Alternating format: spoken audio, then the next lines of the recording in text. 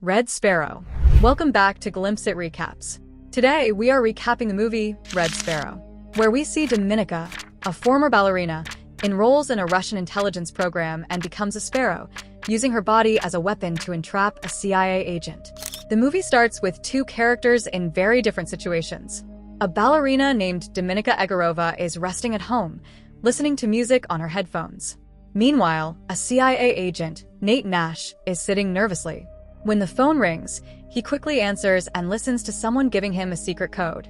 He writes down the code and deciphers it to reveal a meeting location, Gorky Park. At the same time, Dominika takes care of her sick mother and brings her to the hospital for a checkup. Afterward, she returns home and hands her mother over to her caregiver before heading to work.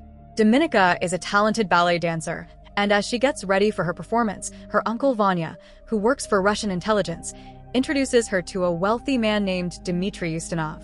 Dmitry seems interested in Dominika and insists on taking a photo with her. Dominika then performs on stage, and the crowd loves her dance. Meanwhile, Nate meets with a mysterious person to exchange something important. Just then, a police car approaches, and in an attempt to save the mysterious person from being caught, Nate distracts the police by pulling out his gun. This allows the unknown person to escape, but now the police are chasing Nate through the streets of Moscow. Nate manages to escape and runs to the American embassy for safety. Back at the theater, Dominika's performance is abruptly cut short when her co-dancer accidentally steps on her leg, breaking it. She is rushed to the hospital, where she finds out that she will never be able to dance again.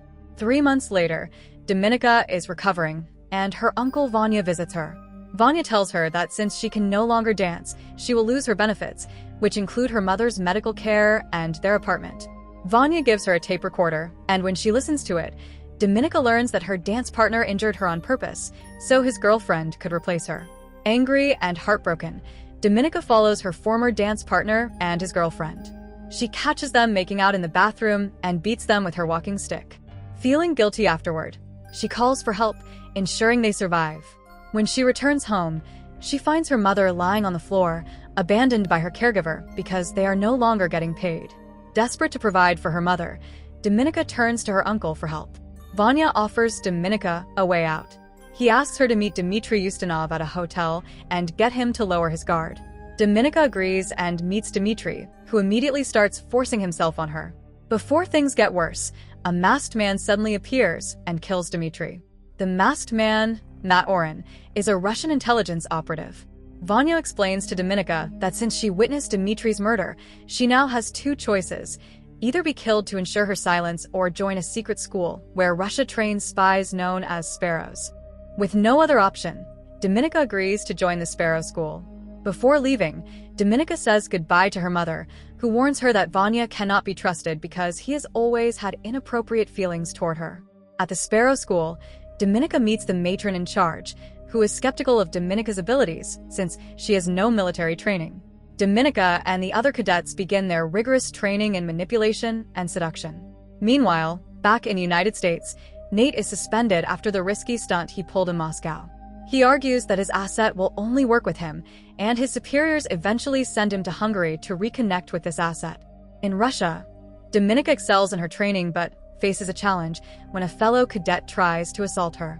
She defends herself, impressing a visiting general named Korchnoi, who sees potential in her. Dominika is given her first mission. She is to get close to Nate Nash and find out the name of the mole working for the CIA. She is provided with a new identity and sent to Budapest, where she meets her roommate Marta, another sparrow. Marta warns Dominika that Russia will never let her leave unless she uncovers something valuable. Determined, Dominika goes to the pool where Nate usually swims and catches his attention. Nate quickly realizes that Dominika is a Russian operative, but he isn't sure of her exact role. They meet for dinner, and Dominika doesn't hide that she is a spy. She explains how she ended up in her current situation. As they get to know each other, Dominika starts spying on Marta, discovering that she is investigating the US Chief of Staff. Later, Dominika uses clever manipulation to blackmail Volantov, the station chief in Budapest, who had been trying to seduce her.